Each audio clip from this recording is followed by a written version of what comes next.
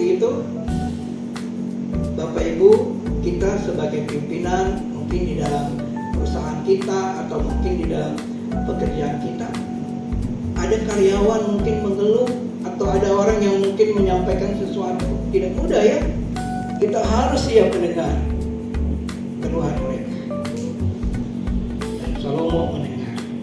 Yang kedua, itu adalah ayat 17 sampai dengan ayat yang ke 26 ya. Sampai ayat 26 itu persoalan atau kasus. Ya, kasus yang diungkapkan, dan saya singkat aja, kita sudah tahu ceritanya. Tapi saya menangkap satu hal, bahwa Salomo fokus kepada persoalan yang sebenarnya.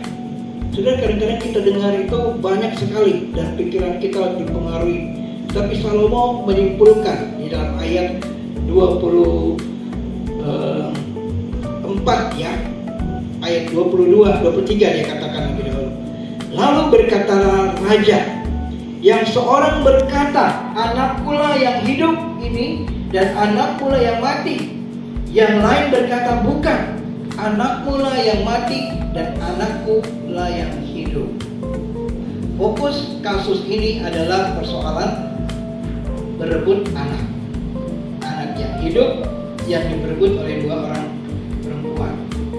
Cerita latar belakang ceritanya jelas bahwa dua perempuan ini tinggal satu rumah, dan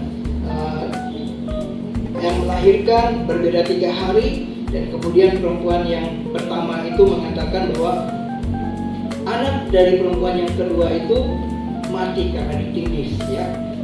Ya tahulah entah bagaimana ditindis, akhirnya mati dan kemudian ditukar bayinya. Dan perempuan yang pertama melihat bahwa bayinya itu mati, tapi itu bukan bayi dia. Seorang ibu pasti bisa mengamati ya, mengamati bayinya. Tapi di sini poin yang saya ingin tekankan, Salomo menangkap satu hal yang perlu untuk keputusannya, bahwa dua perempuan ini sedang berebut bayi yang hidup, dan mereka saling bertengkar ya.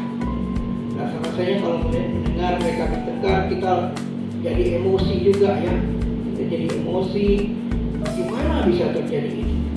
Nah, kita tahu sistem peradilan saat itu mungkin saja ada hakim yang mengaturnya, tetapi di hadapan raja tidak ada saksi. Perempuan itu hanya berdua sendirian di rumah itu, dan mereka membawa perkara itu kepada raja.